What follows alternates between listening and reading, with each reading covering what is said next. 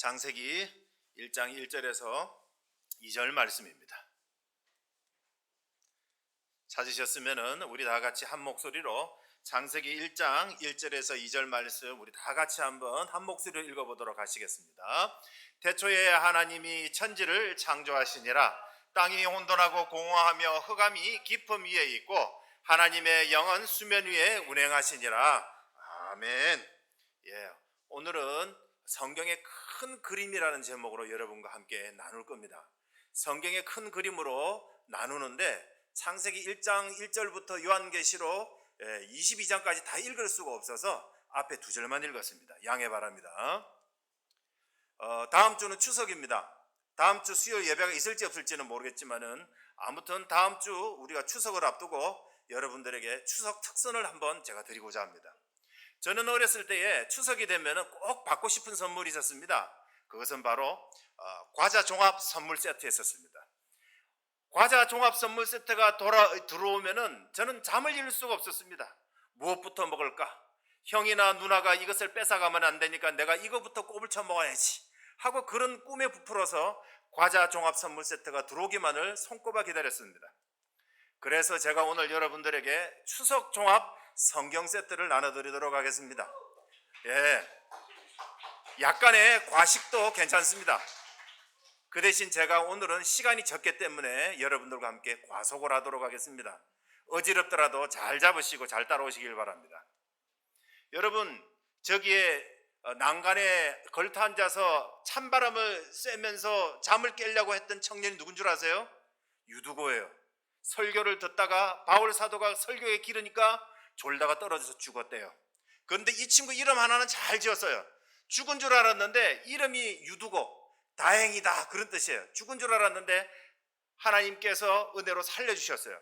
여러분들 특히 9학년들 졸다가 떨어져서 죽는 일 없길 바랍니다.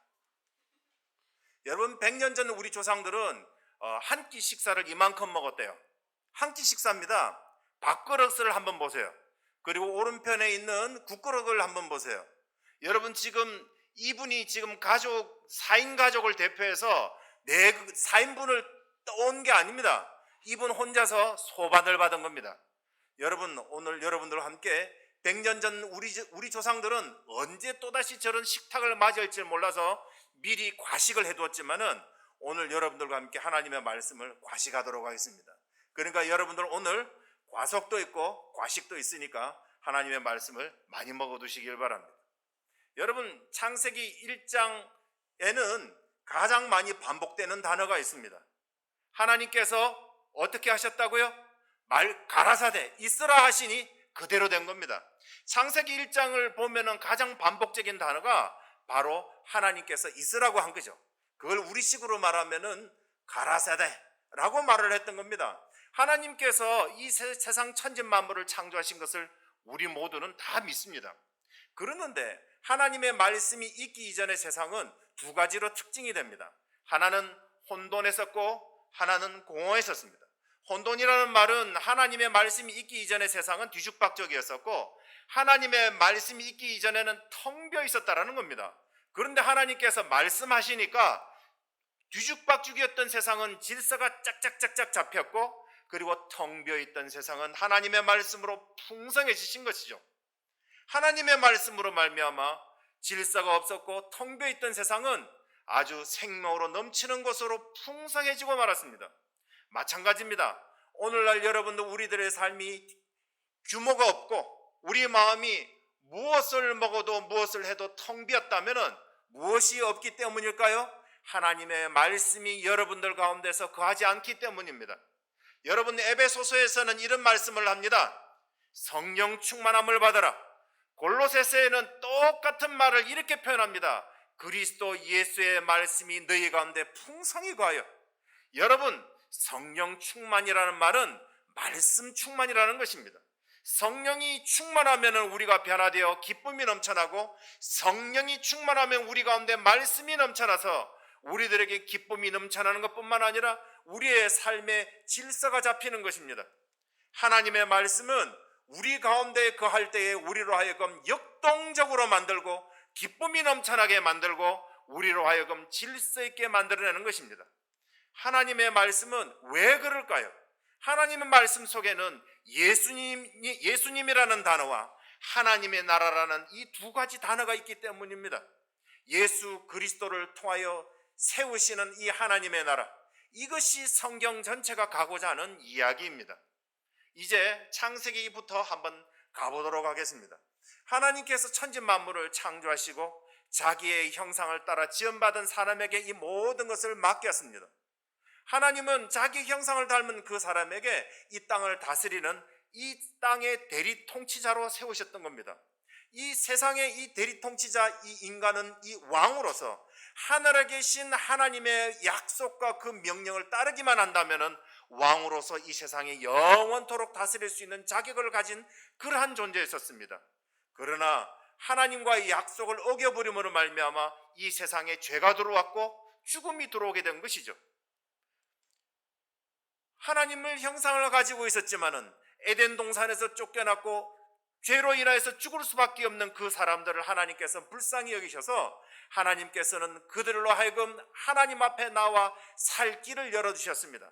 그것은 바로 양을 잡아서 하나님 앞에 나오는 것이었는데, 그것은 바로 예수님, 하나님의 아들 독생자 예수 그리스도를 보내주시겠다라는 예고편과 같은 것이었습니다. 그럼에도 불구하고 사람이 이 땅 가운데서 한 1000년을 살았습니다. 하지만은 그 사람들은 오래 살면 오래 살수록 더 많은 죄를 짓고 더 많은 죄를 지어 이 세상에 죄가 가득 차게 되었습니다. 하나님은 의로우신 분입니다. 하나님은 선하신 분이기도 합니다만은 하나님은 죄에 대해서 반드시 벌 주시는 분입니다. 그래서 하나님은 죄로 가득 찬 이 세상을 물로 심판한 것을 노아 홍수 심판이라고 그렇게 불렀습니다. 노아의 가족 8명으로 다시 인류가 시작되었지만은 그 죄의 뿌리는 끊어지지 않고 늘어나는 그 사람들이 하나님을 등지고 쌓았던 탑이 있었는데 그것이 바로 바벨탑이었습니다. 하나님께서 그 사람들이 언어가 같기 때문에 하나님을 등졌기 때문에 그 사람들의 언어를 다 흩어버리고 마는 겁니다. 그것이 바로 바벨탑 사건입니다. 그것으로 인하여서 온 세상에 많은 사람들이 흩어져서 각 나라와 각 민족을 만들게 되었었습니다. 그렇다면은 하나님께서는 그러면은 사람을 만드시고 죄를 지었다고 물에 빠뜨리시고 쫓아내는 것이 하나님의 일일까요? 아닙니다. 하나님께서는 믿음 있는 아브라함을 부르시어 그와 약속하시고 하나님의 나라를 계획하시고 약속하시는 것입니다. 우리 다 같이 창세기 12장 1절에서 3절 말씀 다 같이 한번 읽어보도록 하겠습니다. 시작.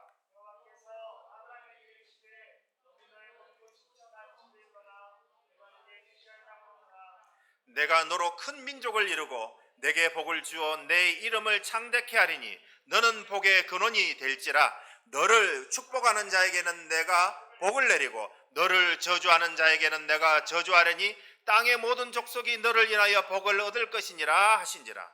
왜 아브라함을 통하여 땅의 모든 족속이 복을 얻을까요? 그것은 바로 아브라함을 통해서 믿음으로 반응하는 아브라함을 통하여서 예수 그리스도를 통하여 예수 그리스도를 믿는 믿음의 사람들이, 아브라함의 후손들이 구원을 받기 때문인 것입니다. 하나님은 갈대아 우르에 살고 있는 아브라함을 불러내었습니다. 4명의 가족, 그들은 하란으로 가서 거기에서 이제 그의 아버지 데라가 죽자 하나님께서는 그들에게 약속하신 땅 가나안 땅으로 이동하도록 하셨습니다. 이제 그 100세에 하나님께서 약속으로 주신 이삭이 있었고 인간의 육신적으로 낳았던 아들 이스마엘이 있었습니다.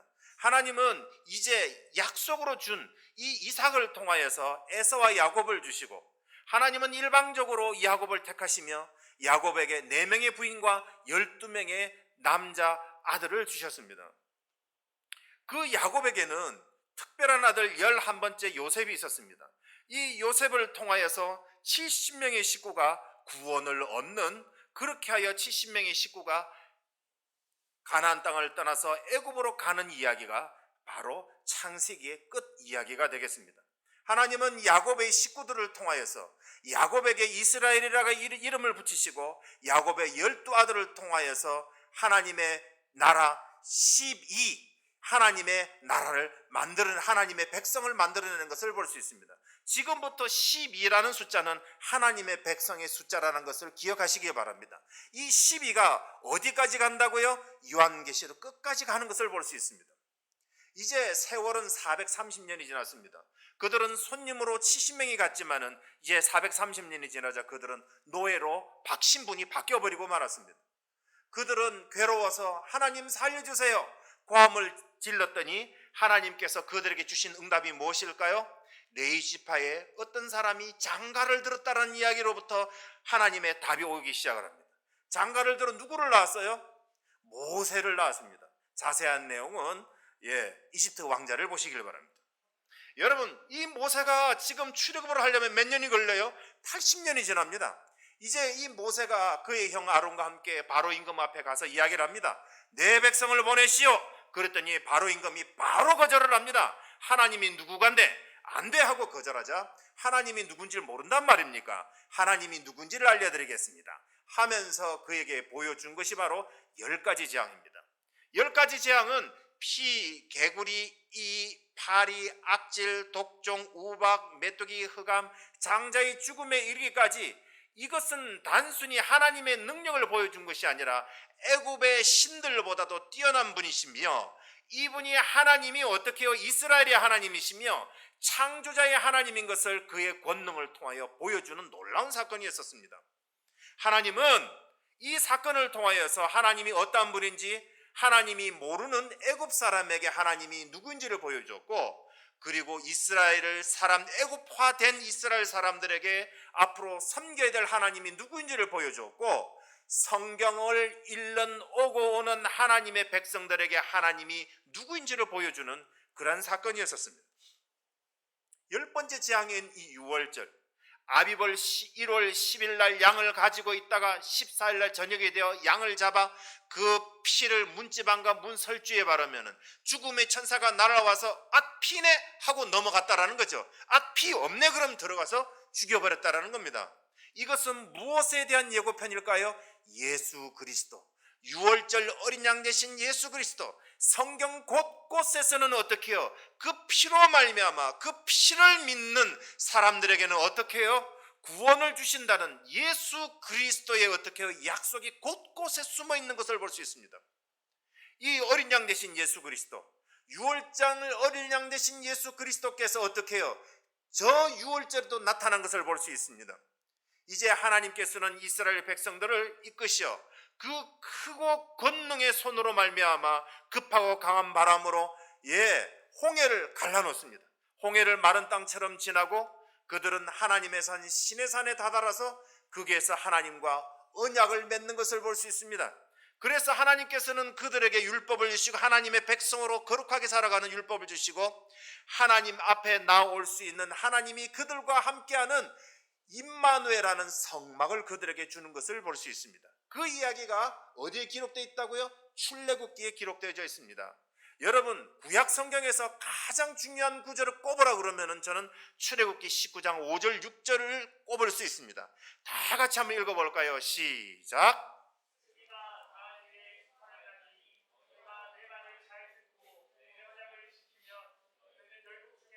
내 소유가 되겠고 너희가 내게 대하여 제사장 나라가 되며 거룩한 백성이 되리라. 너는 이 말을 이스라엘 자손에게 고할지니라. 여러분, 여기 이스라엘을 부르신 이유가 뭘까요? 제사장 나라. 여러분, 제사장 나라라는 뜻이 무엇일까요? 제사장은 그 원래의 뜻은 다리 놓는 사람입니다. 여기와 여기를 잇는 사람이죠. 그렇죠? 여기와 여기를 잇는 것입니다. 여러분, 제사장 나라는 뭘까요? 하나님을 믿지 않는 나라 백성들에게 하나님이 어떤 분인지를 어떻게 소개하여 하나님께로 이끌어내는 것이 이스라엘의 그들의 목적이었던 겁니다. 그러려 그러면 이스라엘은 어떻게 해요? 하나님과 약속한 그 약속, 하나님의 법, 하나님의 율법을 잘 지키는 것입니다. 그러면은 하나님의 거룩한 소유가 되어서 어떻게 하나님의 보호로 잘 살게 되어 온 세상 가운데 하나님의 복을 누리는 것을 소개하는 것이죠. 여러분, 영어로 말하면은 에이전시라고 말할 수 있고 일본말로 말하면은 전문용어로 낙가마라고 말할 수 있는 것이죠. 여러분, 오늘날 여러분들 베드로전서 2장 9절과 10절에 똑같은 이야기 있지 않습니까? 왜 하나님이 여러분들을 부르셨나요? 전에는 여러분들이 이방인이었는데 이제는 여러분들을 왕과 같은 제사장으로 여러분들을 불러내어 믿지 않는 사람들에게 예수님을 증거하여 그들로 하여금 예수 믿게 하는 것이 여러분들을 불러내신 하나님의 이유인 것입니다. 여러분, 이스라엘을 부른 이유나 여러분들을 불러내어 하나님 백성, 하나님의 자녀를 삼은 것이나 동일하다라는 것이죠. 그렇기 때문에 이스라엘이 역사적으로 걸어왔었던 이 출애굽의 과정, 이스라엘이 역사적으로 살아왔었던 이 역사적인 과정이 오늘날 우리 영적인 이스라엘이 살아나가는 것에 여러분 역사적인 교훈을 꼭 받아야 된다는 사실입니다. 여러분, 성막 안에는 레위인들이 있었고 제사장들이 있었습니다. 그들은 5가지 제사와 7가지 절기를 행하였었습니다. 번제, 소제, 속제제, 속건제, 화목제, 이 모든 것은 죄 있는 인간이 거룩하신 하나님 앞에 제사장의 중보와 그리고 제물을 가지고 하나님 앞에 나아올 수 있도록 만든 것입니다. 하나님은 이것은 누구에 대한 예고편이라고요? 예수 그리스도. 성막은 바로 하나님이 거하시는 집이었는데 양의 문이 되신 예수 그리스도, 번제단에는 죄 있는 사람이 제물을 가지고 오면 제물 위에다가 손을 얹고 자기의 죄를 옮깁니다. 그러면은 제물과 제물의 피와 제사장의 중보로 말미암아 어떻게 해요? 자기의 죄가 용서함을 받는 것이죠. 이것은 제물 대신 예수 그리스도, 제사장 대신 예수 그리스도, 그분이 우리를 대신해서 죽으시는 것이죠. 그리고 손을 씻고 그 안으로 들어가 보면은 왼쪽 편에는 나는 세상의 빛이다 하신 빛 대신 예수 그리스도, 나는 하늘에서 내려온 생명의 떡이라고 말씀하신 이스라엘의 12를 상징하는 12떡, 그리고 하나님 앞에 어떻게 해요? 분향단이 있어요. 우리가 하나님 앞에 담대히 나아갈 수 있는 이유는 무엇일까요? 그것은 바로 예수 그리스도를 믿는 믿음이기 때문입니다. 하나님 앞에 우리가 어떻게 나아갈 수 있습니까? 하나님 그분이 계신 것과 그분께 나아가는 상 주시는 분이심을 믿을 때 하나님 앞에 나아가는 것입니다. 예수 그리스도로 말미암아 나아갈 때에 우리가 하나님 앞에 나아가 담대하게 나아갈 수 있는 것입니다. 옛날에는 이 많은 것을 겪어야 했었습니다. 그러나 이 성소와 지성소에 있는 휘장도 예수 그리스도가 십자가에서 달려 죽으심으로 말미암아 쫙 찢어져서 이제는 우리가 예수 그리스도로 말미암아 1년에 한 번 들어갈까 말까 한 그 일을 우리는 예수 그리스도의 피로 말미암아 언제든지 담대히 나갈 수 있는 것입니다. 예수 그리스도의 죽으심, 그것은 구약이나 신약이나 그것은 동일한 것입니다. 이제 시내산에서 1년이 지났습니다. 이스라엘 백성들을 하나님의 나라로 만들기 위하여서 이제 하나님의 나라가 되려면은 왕이 있어야 되고 땅이 있어야 되고 백성이 있어야 됩니다. 그들의 왕은 하나님입니다. 백성은 이스라엘입니다. 이제 땅을 차지하기 하기 위하여서 아브라함에게 약속한 그 가나안 땅을 싸워서 빼앗기 위하여서 그들은 민수기, 넘버스, 민수기에서 숫자를, 하나님의 군대의 숫자를 세는 일로부터 시작하는 것을 볼 수 있습니다. 숫자를 세봤더니 전쟁에 나가서 싸울 수 있는 사람이 60만 3,550명이 있었습니다. 민수기는 맨 앞쪽도 숫자를 세는 것이고 맨 뒤쪽도 숫자를 세는 것입니다. 그 사이에는 40년에서 38년, 약 40년의 세월이 있는 것이죠. 그들은 바란 광야에 있는 가데스 바냐라는 곳으로 이동을 하게 됩니다. 그곳에서 그들이 이제 싸워서 하나님 빼앗아야 될 하나님의 약속하신 땅 가나안 땅을 정탐하기 위해서 이스라엘의 12지파 중 한 사람씩 가장 똘똘한 사람 12를 뽑아서 40일간 가나안 땅을 정탐하게 하였습니다.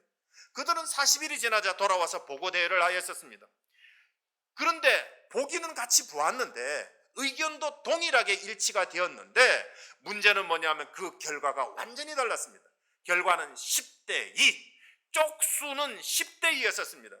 10명은 그들은 믿음이 없는 육신의 눈으로 봤습니다. 그 땅은 농사도 잘 되고 거기는 아주 비옥하고 살기를 좋은데, 그러나 그곳에는 높은 성벽이 있고 철병거가 있고 그 사람들 안악자손은 엄청나게 큰데 그 사람들에 비하면 우리는 메뚜기에 불과하기 때문에 우리는 가면은 다 죽는다, 우리는 메뚜기야 하고 가서는 안 된다라고 포기하자라고 외치는 사람이 10명, 믿음이 없는 사람 10명.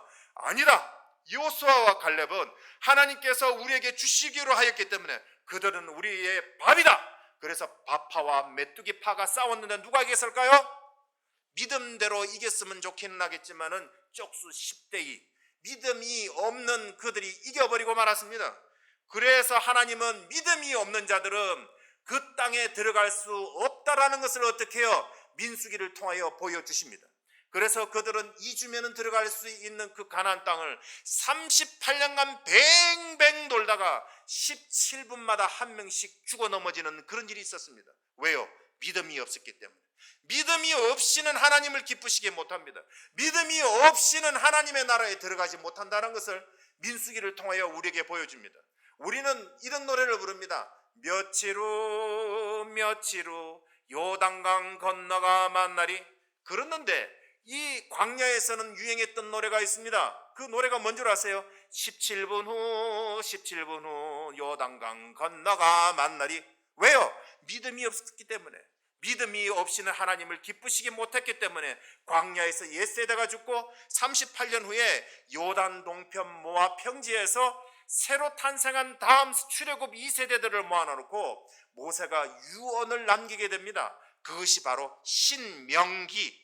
신명기라는 것은 그 신자가 납신, 거듭신자예요. 이 납신, 거듭신이라는 것은 뭐냐면 하나님의 명령을 거듭 다시 한번 기록한 책이란 뜻입니다. 결국은 무엇을 다시 한번 이야기했다고요? 레위기를 이야기를 한 것입니다. 하나님의 율법 613가지, 하지 말아야 될 것 365가지, 나머지는 해야 될 것, 그것을 요단 동편 모압 평지에서 모세가 백성들을 모아놓고 출애굽 2세대에게 가르쳤던 것입니다. 내용은 한마디로 말하면 이렇습니다. 다 같이 읽어봅시다. 시작.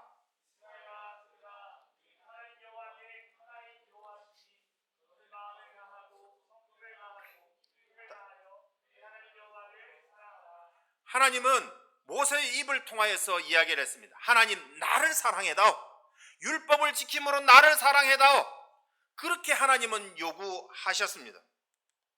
이제 모세가 죽고, 그리고 모세를 이어서 그의 시종 누느의 아들 여호수아가 다음에 지도자가 되어서 믿음으로 요단강을 건너고 여리고성과 아이성을 정복하고 가나안 땅에 있는 7년 반의 전쟁을 통하여서 그 땅을 정복하고 정착하여 그 땅을 나눈다는 이야기가 여호수아의 기록입니다. 여러분, 가나안 땅은 어떻게 해야 된다고요? 믿음으로 건너야 하며 어떻게 해요?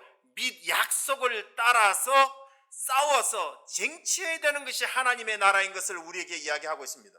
여러분, 우리는요 믿음으로 살아갈 때 피 흘기까지 이 세상의 죄와 싸워야만이 저 하나님 나라에 간다라는 것을 성경의 역사는 우리에게 증거하고 있습니다. 이제 믿음의 1세대, 가나안 땅 정복 1세대가 다 죽어버리고 말았습니다. 문제는 다음 세대였었습니다. 그 다음 세대가 이 여호수아 세대가 다 죽어버리고 이제는 하나님을 알지 못하는 세대가 일어나기 시작을 하였습니다. 하나님을 알지 못하는 세대가 일어나니까 400년간 7번 어처구니 없는 바보 같은 악순환이 돌기 시작을 하였습니다. 왜요? 하나님을 알지 못하니까 이방신을 섬기기 시작을 했습니다. 여호와가 하나님인지 바알이 하나님인지 헷갈리기 시작을 하였습니다. 그들은 아주 벨벨거리면서 어떻게 해요? 그때는 왕이 없었으므로 각기 소견이 옳은 대로 행하더라. 하나님이 왕이었었음에도 불구하고 그들은 하나님을 버려버리고 그들은 각기 옳은 대로 그렇게 살아버리고 말았었습니다.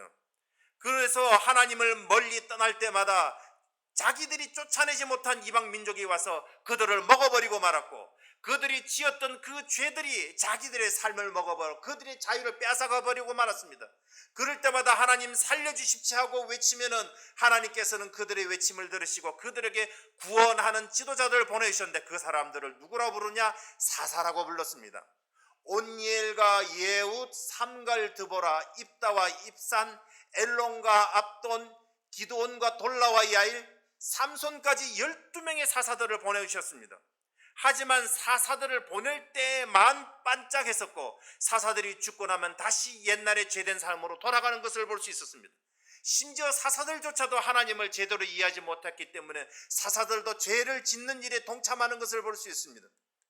그러나 이 사사, 이 사사시대의 400년간 7번의 악순환에 이 어처구니 없는 하나님을 몰랐기 때문에 하나님을 등졌던 이 어두운 시절에도 하나님께 등지지 않고 하나님 앞에 돌아오는 하늘에 빛나는 두 사람이 있었는데, 한 사람은 모압 여자 롯이었습니다. 이 롯이라는 여자는 과부였었습니다.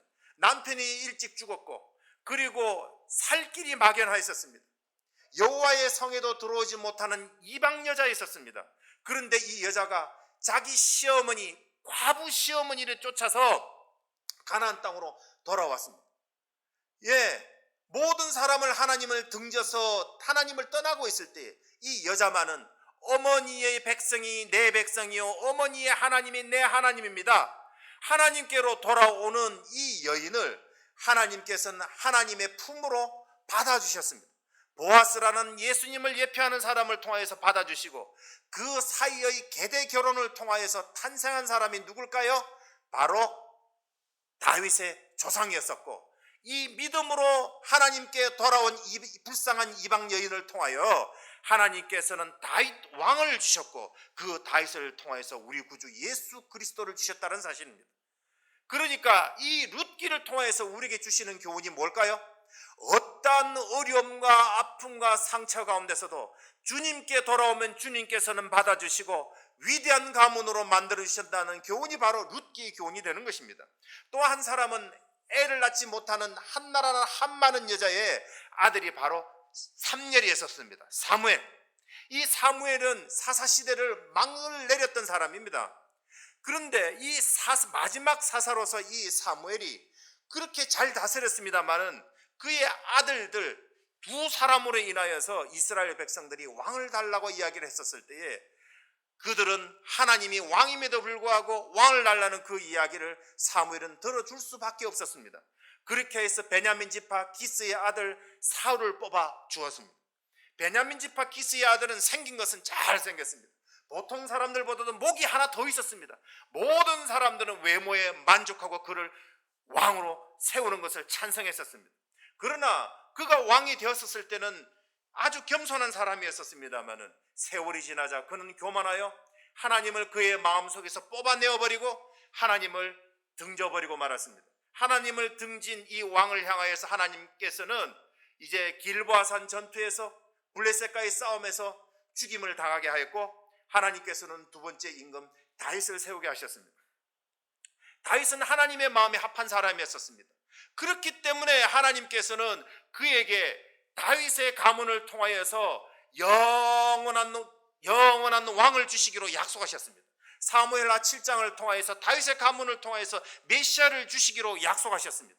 하나님은 다윗을 기뻐하셨습니다. 왜냐하면 다윗은 하나님께서 꿈꿨던 이 세상의 대리 통치자로서 확실한 완벽한 존재였었습니다. 물론 그 자신에게는 문제가 있었지만은 하나님이 꿈꿨던 대리 통치자로서 다윗만한 사람은 없었던 것입니다. 그러나 그 다음 왕 솔로몬은 문제가 좀 있었습니다. 왜냐하면 솔로몬은 너무나 많은 돈이 있었고 솔로몬은 너무나 많은 지혜가 있었고 솔로몬은 또 그 지혜로 인하여서 전쟁하지 않기 위하여서 너무나 많은 부인을 두었던 것이 문제가 되었었습니다. 혼인정책, 정식 결혼 700번, 비공식 300번, 도합 1000명의 부인을 두었습니다. 누가 자기의 첫 번째 부인이고 누가 1000번째 부인인지 기억에는 했는지 모르겠습니다. 하지만 솔로몬은 머리가 좋았기 때문에 수단과 방법을 가리지 않았을 겁니다. 그러나 그것이 문제가 되어서 결국은 하나님을 등지게 되었습니다.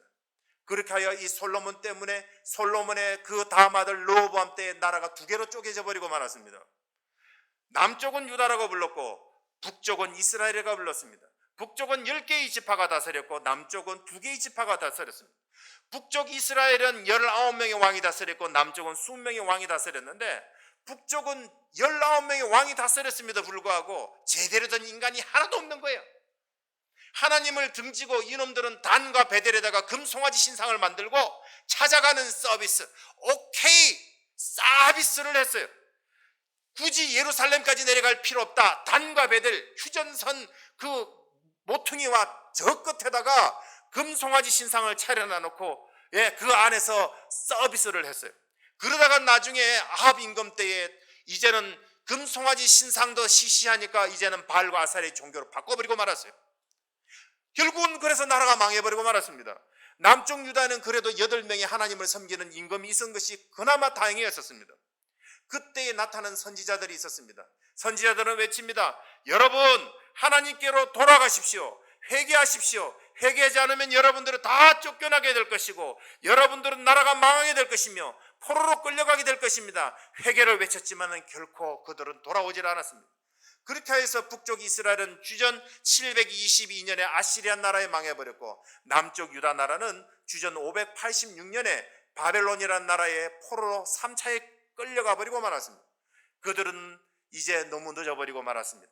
하지만은 그들에게 희망을 주는 예언자가 있었는데 예루살렘에는 예레미야가 있었고 그 예레미야가 70년이 지나면 꼭 돌아올 테니까 바벨론으로 가서 거기서 뿌리를 내리고 정착하라고 이야기했었고 바벨론에는 포로로 끌려갔었던 다니엘과 에스겔이 그곳에서 하나님의 말씀을 증거하며 포로로 끌려간 사람들에게 소망을 주었습니다.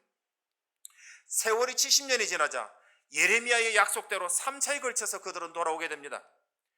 스룹바벨은 1차의 대표로서 와서 무너진 성전을 건축을 하고 그리고 이 에스더는 바벨론이 망하자 메데 페르시아의 왕비로 뽑히게 됩니다. 하만이라는 사람에 의해서 이스라엘 백성들이 일시에 다 죽게 되었는데 죽음은 죽으리라는 믿음의 결단을 통하여서 하만의 학살극을 뒤엎어서 함 안에 이 모든 가문들 아말렉 족속들을 다 죽여버리는 그런 일들이 있었습니다. 여러분, 믿음으로 살 때 오히려 살고 적들을 죽이는 그런 결과를 가져왔음을 에스더를 통하여서 우리는 배울 수 있습니다. 그리고 3차에 돌아온 사람이 있었는데 그 2차에 돌아온 사람은 바로 에스라라는 사람입니다. 아니, 예루살렘 성전은 세워졌지만은 그들은 이전의 삶과 별 차이 없는 그런 죄된 삶을 살고 있는 것을 들었습니다. 이제 에스라는 와서 그들의 지난 역사를 가리키며 우리가 다윗 왕 때처럼 돌아가야 할 것을 그렇게 가르쳤습니다. 그들은 성경을 가르치고 회개를 가르치고 백성들의 마음에 부흥을 일으키게 됩니다. 그리고 나서 3차로 돌아온 사람은 총독 느헤미야 있었습니다. 총독 느헤미야가 이 산발락과 도비아의 위협 가운데 50일 만에 무너진 성벽을 쌓고 그리고 백성들을 다 모아서 이스라엘의 이러한 제사장 시스템이 돌아갈 수 있도록 11조와 헌물의 맹세를 하여 이스라엘을 다윗의 치서로 돌이킬 수 있도록 시스템을 만들어냈던 것입니다. 그러나 에스라도 죽고 느헤미야도 죽자 이스라엘 백성들은 다 옛날로 돌아가 버리고 말았습니다. 이제 말라기 선지자가 와서 이야기합니다. 하나님은 너희들을 사랑했다. 1000년 동안 모세 이후로 사랑했지만 너희들은 하나님을 사랑하는 이 없어 하고 말라기 선지자가 이야기하고 크고 두려운 날이 이르기 전에 너희들은 엘리야를 보내줄 테니까 회개하라 하고 끝나는 것이 구약 성경의 끝이었던 것입니다. 그것은 예수님을 보내주신다는 것이었고 예수님 앞서서 세례 요한을 보내주시겠다는 약속이었던 것입니다. 여러분, 하나님은 이스라엘과 약속을 맺으시고 그들을 통하여서 하나님을 사랑하기를 바랬지만은 결코 하나님을 사랑하지 않는 하나님을 등진 그 백성들에게 하나님은 침묵하시고 떠나버리고 말았었습니다. 여러분, 이 왼쪽 편에 있는 별을 들고 있는 사람은 말락입니다. 그리고 이 오른쪽에 있는 신약을 여는 사람은 이 마태입니다. 말라기와 마태 사이에는 공간이 있는데 이 공간이 400년입니다. 그래서 이 신학자들은 이 신구약 400년을 침묵기라고 그렇게 부릅니다. 왜요? 하나님이 말씀을 하시지 않았기 때문입니다. 그러나 하나님이 말씀하시지 않았다고 해서 하나님이 일을 하시지 않은 걸까요? 아닙니다. 하나님은 많은 일을 하고 있었습니다. 여러분, 포로로 끌려갔을 때 1차에 끌려갔던 다니엘이 느부갓네살이 꾸었던 그 금신상의 꿈을 다니엘이 환상을 통하여서 봅니다. 그 금신상은 이런 의미를 가지고 있습니다. 머리는 금이요, 가슴과 배는 은이요, 그리고 배와 넓적다리는 동이요, 종아리는 철이요, 그리고 발은 일부는 진흙이요, 철과 섞여져 있는데 사람 손으로 뜨이지 않는 돌에 의해서 어떻게 신상은 무너지고 온 세상은 돌로 가득 찼다라는 것이죠. 이 금신상은 오고 오는 제국을 이야기를 하고 그리고 사람 손으로 뜨이지 않는 것은 예수 그리스도, 결국은 이 예수 그리스도가 오심으로 말미암아 세상 나라는 망하고 하나님의 나라가 어떻게 해요? 완성될 것임을 이 느부갓네살의 꿈을 통하여서 다니엘이 환상을 보고 해석을 해냈던 것을 볼 수 있습니다. 이 400년 어간에 있었던 일이 바로 이것의 바로 그대로 이루어졌던 것이죠. 바벨론 다음으로 바벨론 다음으로 이어진 나라가 메데 페르시아고, 메데 페르시아 다음으로 이은 나라가 어떤 나라예요? 바로 알렉산더가 세웠었던 그리스입니다. 그리스 다음으로 세웠던 나라가 로마인 것이죠. 이 400년 어간에 무슨 일이 있었느냐?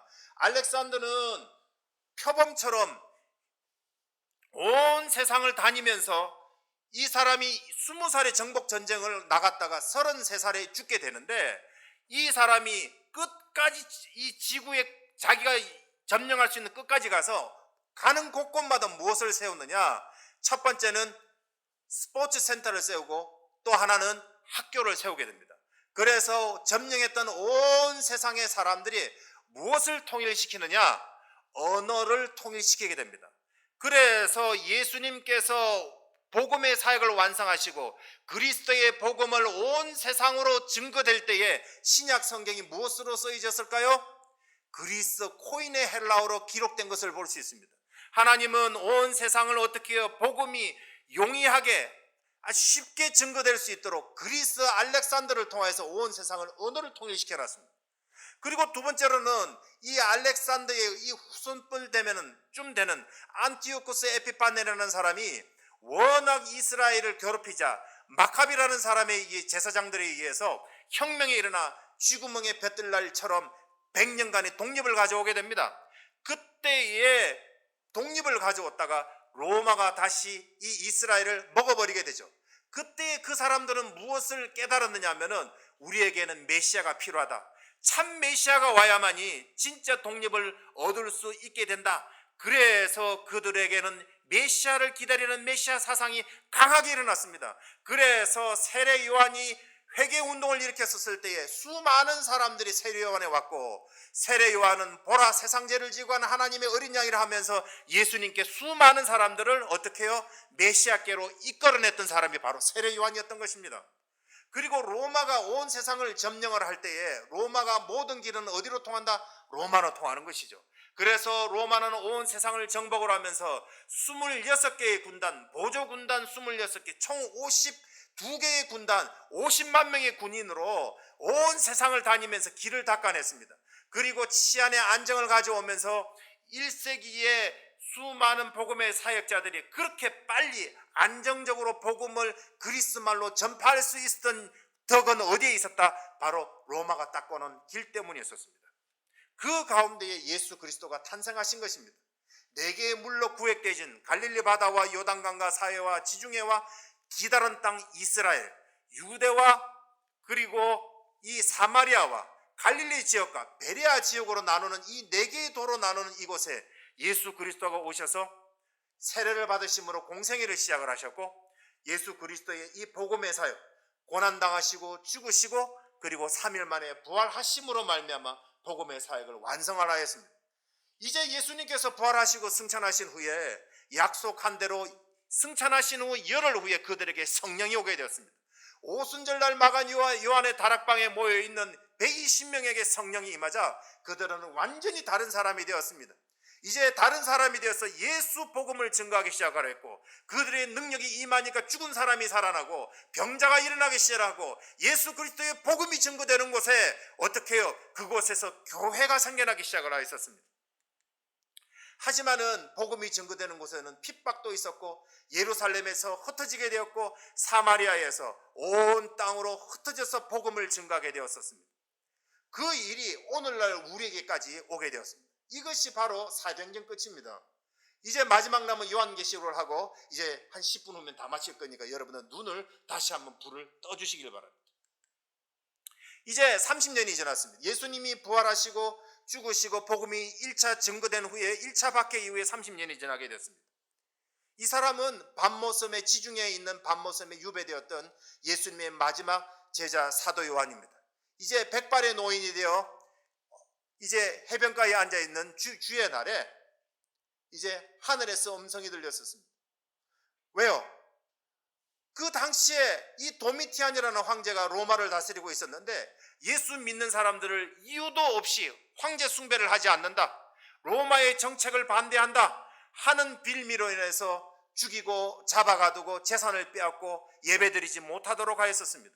도미티아는 왕의 왕, 주의 주였었습니다. 모두 다가 두려워 벌벌 떨고 언제 죽을지 몰라 하는 그런 때였었습니다. 특히 예수 믿는 사람들과 교회의 지도자들은 언제 죽을지 몰라 하는 그런 때였었습니다. 그때의 주의 날에 우리 예수님이 나타나신 겁니다. 그때의 메시지가 뭐냐? 두려워하지 말라. 왜요? 우리 예수님은 왕의 왕, 주의 주, 그리고 뿐만 아니라 우리 예수님은 죽음과 죽음 이후의 모든 고난을 가지고 계시고, 예수님은 7교회로 대변되는 교회를 보호하시고, 오른손에는 7교회의 사자로 7교회의 목회자로 대변되는 7별을 보호하고 계시기 때문입니다. 우리 예수님은 왕의 왕, 주의 주, 알파와 오메가가 되시며, 그리고 죽음과 죽음 위의 모든 고난을 가진 그 예수님이 뭐라고 이야기한다고요? 두려워하지 말라. 도미티안 때문에 모두도 두려워하고 있는 이때에 예수님이 두려워하지 말라는 것입니다.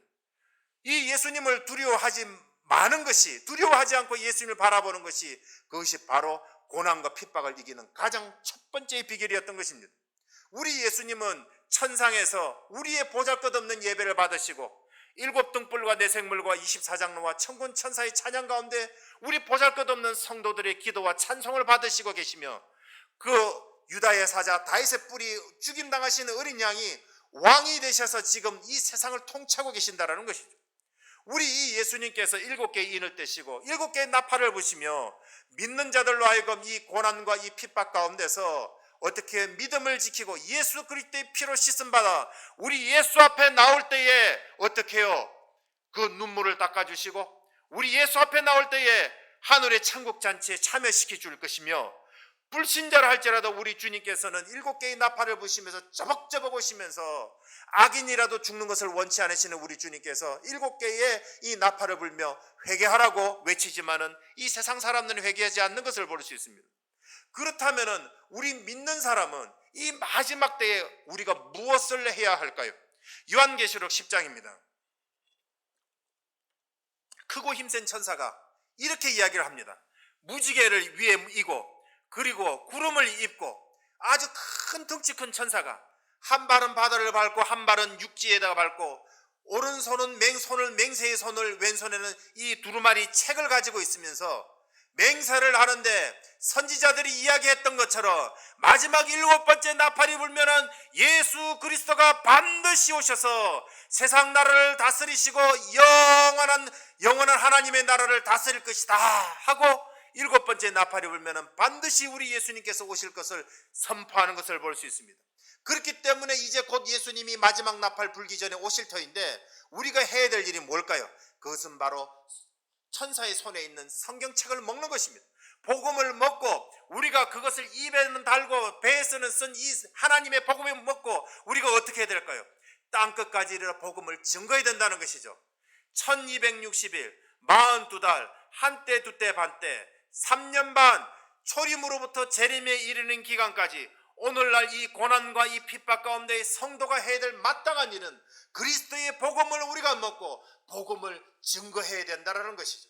마치 이 요한계시록 11장에 보면 두 감람나무 스룹바벨과 스가랴서에 나오는 스가랴와 대제사장 여호수아처럼 왕과 같은 제사장, 여러분 베드로전서 2장 9절에서 10절 우리를 왕과 같은 제사장, 교회 성도를 이야기를 하는 것입니다. 결국 마지막 때에 우리 성도들 교회가 해야 될 일은 주님이 오시는 그날까지 그리스도의 복음을 먹고 그리스도의 복음을 증거해야 한다는 것이 요한계시록에서 우리에게 주는 교훈입니다.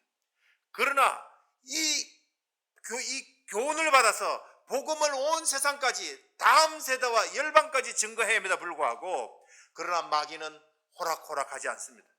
요한계시록 12장과 13장 14장은 우리에게 이렇게 말을 하고 있습니다. 자기의 때가 얼마 남지 않은 것을 알고 자기의 모든 권한을 짐승 이 세상 나라에게 주는 것이죠. 다니엘서 7장에 보면은 자기가 꾸었던 이 제국의 짐승으로 표현되는 이 제국의 꿈이 13장에서는 그것이 연합된 형태로 자기의 모든 권한을 이 세상 나라에게 주는 것을 볼 수 있습니다. 여러분, 이 세상 나라가 요즘에 무슨 일을 하는 줄 아십니까? 지금 Great Reset을 꿈꾸고 있습니다. Great Reset이라는 것은 뭐냐? 코비드-19 이 코로나 사태로 인해서 온 세상이 많이 달라졌다라는 겁니다. 이제 그들이 꿈꾸는 세상, 하나님을 반대하고 이제는 평등과 자유를 어떻게 해요? 표방을 하면서 종교를 통합을 하고 경제를 통합을 하고 과학기술을 통해서 모든 사람들을 감시하고 통제하는 사회를 만들어서 하나님을 반대하는 세상을 다시 한번 어떻게 해요? 부팅시켜줘 하는 그레이트 리셋을 꿈꾸고 있습니다. 2021년 다보스 포럼의 중요한 아젠다 주제가 뭐냐? 그레이트 리셋입니다. 여러분 그런데 속지 말길 바랍니다. 그레이트 리셋의 목적은 어디 있느냐? 이 세상을 다시 한번 경제적인 것과 코비드-19이라는 것의 이 불확실한 이 세상과 그리고 뿐만 아니라 이 환경보호와 이런 경제적인 위기들을 이 모든 것을 해결한다는 미명하에 어떻게 해요? 이 세상을 다시 한번 딱 눌러서 어떻게 해요? 하나님을 등지게 하고 우리들로 하여금 우리 신앙의 자유를 빼앗는 데에 이 세상 나라가 지금 꿈꾸고 있는 것입니다. 마귀가 자기의 때가 얼마 남지 않아 그 모든 권한을 세상 나라에 주어 생명책에 기록되지 않은 사람 몇이든 잡아 죽이게 하기 위하여서 세상의 종교와 결탁을 하여 죽었다가 살아난 짐승을 위하여 우상을 만들고 거리로 나가서 절하게 하고 절하지 않은 사람 몇이든 잡아 죽이는 일들을 꿈꾸고 있는데 그것이 뭐냐? 이 세상 나라의 뒤에서 배후의 주장 마귀가 배후하는 것이 뭐냐? 그레이트 리셋이래. 두고 보십시오. 앞으로 경제의 통합과 그리고 종교의 통합은 반드시 옵니다. 종교의 통합은 어떻게 온다고요? 한 개의 종교가 아니라 여러 종교를 인정하는 것, 인정하지 않는 종교를 말살해버리는 겁니다. 여러분 우리는 그리스도의 구원이 그리스도의 유일함을 통하여서 오기 때문에 우리는 다른 종교를 인정할 수 없습니다. 그러면 우리는 그들의 타깃이 되어버리는 거죠. 그러니까 그들은 통화가 팽창됐었을 때에 이 세상의 통화를 단일 통화나 전자화폐로 만들었을 때에 우리는 그 사람들의 혜택에 못 돌아가는 것이죠. 우리는 사지도 팔지도 못하기 때문에 그들의 표를 우리는 어떻게 해요? 살 수가 없는 것이죠. 우리는 그런 고난 가운데서 어떻게 해요? 두려워하지 말아야 됩니다. 예수 그리스도를 바라보며 예수를 믿는 믿음과 하나님의 계명을 꼭 지켜야 될 줄 믿습니다. 그래서 요한계시록 14장은 자금 이후로 그리스도 안에 잠자는 자들이 복되도다 라고 이야기를 하는 것입니다. 예수님은 마지막 7번째 나팔을 불면 반드시 오실 것입니다. 데살로니가전서 4장에서 말하는 것처럼 마지막 7번째 나팔을 불면 잠자던 성도들이 일어나며 살아있는 우리들이 영원한 몸을 이끌고 주님 앞으로 공중에서 주를 맞이하게 될 것입니다. 우리는 그것을 믿습니다. 주와 거하게 되면 주님께서는 이 땅의 7개의 대접을 통하여 이들을 믿는 자들을 괴롭혔던 이 세상 나라를 심판하시게 될 것입니다. 세상 나라는 일시에 무너졌도다 큰 성 바벨론이요 이 세상은 무너지게 될 것입니다. 이제 무너진 세상, 이 세상은 다 리셋이 되고 이제 진짜 진정한 그레이트 리셋을 통하여서 예수 그리스도가 오심으로 말미암아 이제 그들은 어떻게 해요? 산자와 죽은 자들이 이제는 하나님의 심판대의 마지막 때에 서게 될 것입니다. 그래서 예수를 믿는 자들에게는 상급이 주어질 것이고 믿지 않는 자들에게는 그들은 영원히 꺼지지 않는 지옥불에 들어가게 될 것입니다. 우리는 천국과 지옥을 믿습니다. 우리는 예수를 믿는 사람들에게 천국이 있고 믿지 않는 자들에게는 지옥이 있습니다. 그렇기 때문에 우리는 믿는 자들은 하늘에서 내려오는 새 하늘과 새 땅에 들어가게 될 것입니다. 12,000스타디온 12,000이라는 것은 12 곱하기 1만입니다. 하나님의 나라가 완성이 됩니다. 12기초석과 12대문이 있습니다. 왜 12기초석이 사도의 이름이 기초져 있고 왜 보석으로 되어 있을까요? 하나님의 나라는 이 사도의 진리의 터 위에 서 있으며 뿐만 아니라 성도들이 고난과 핍박을 통하여 정금같게 나아올 때에 이것이 완성되어 하나님의 나라가 도래하게 되는 것입니다. 왜 12진주문일까요? 진주는 조개 안에 박혀있는 살에 박혀있는 모래입니다. 아야 아파하고 눈물을 흘릴 때에 한 번 흘리고 고통과 고난이 쌓이고 쌓여요. 어떻게 해요? 그 나라에 들어갈 수 있다는 것이죠. 하나님의 나라는 예수 그리스도를 통하여 고난을 통하여 통과하여야만이 그 나라에 갈 수 있다는 것을 우리에게 이야기를 합니다. 우리가 12진주문을 열고 우리가 하나님과 어린 양의 보좌에 서르는 생수의 강변에서 우리는 다 영생하는 그 열매를 따먹어야 할 줄 압니다. 이제 마지막 결론을 맺겠습니다. 여러분 이 물고기가 뭔 줄 아십니까? 렁피쉬, 폐어입니다. 폐로 숨쉬는 물고기라는 뜻이죠. 폐어는 참 희한하게 삽니다. 아프리카나 오세아니아에 살고 있는데 우기가 되면은 그냥 물고기처럼 다닙니다. 그러다가 비가 오지 않는 건기가 되면은 땅 밑으로 들어갑니다. 팔뚝만한 물고기들이 땅 밑으로 얼렁 내려 들어가서 자기 입에서 거품을 뿜어냅니다.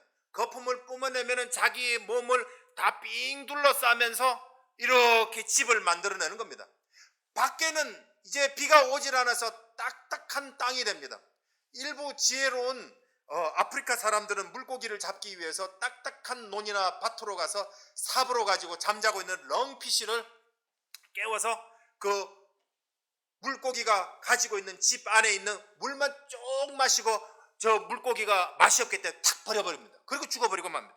이 어떤 아프리카의 사람들은 집을 짓기 위하여서 그 진흙을 가지고 자기 집을 이렇게 토담을 썼습니다.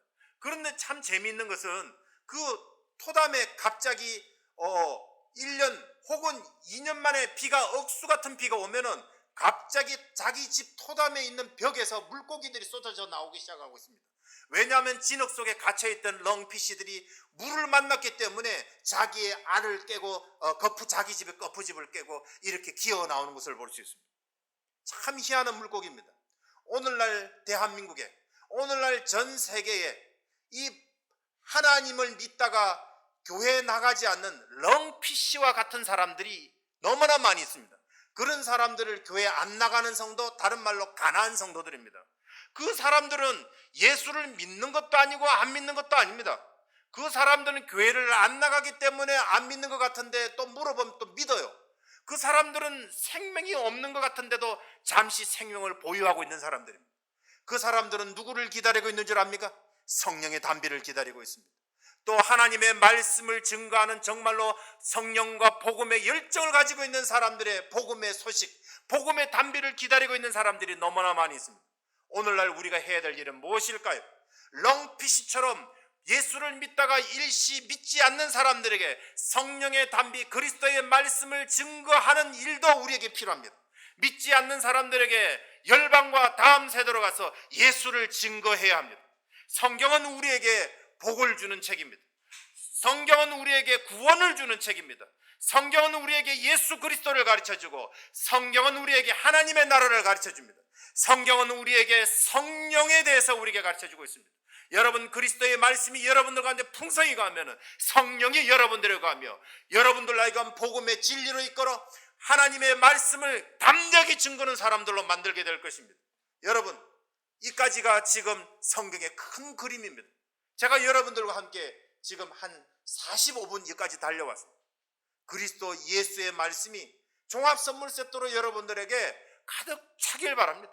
예수 그리스도, 하나님의 나라, 그리스도의 복음이 여러분들에 가득 차서 지금 여러분들이 정말로 깨어나길 바랍니다. 성령의 단비로 여러분들이 깨어나서 그리스도의 복음을 증거할 때에 죽은 자가 살아나고, 그리고 아픈 사람들이 일어나며 복음의 잠시 지금 꺼져 있는 그 사람들에게 생명을 주는 놀라운 하나님의 복음의 전돌자, 그 하늘의 성령의 단비를 내리는 여러분들이 되시기를 바랍니다. 그렇게 해서 열방과 다음 세대 그리스도의 복음을 증거하는, 예수 그리스도가 마지막 7번째 나팔, 천사장이 나팔을 불 때에 예수 그리스도가 하늘에서 구름을 타고 오실 때에 우리 다 같이 영원한 몸을 이끌고 주와 함께 가시는 복된 여러분 되시기를 주님의 이름으로 축원합니다. 아멘. 기도하시겠습니다.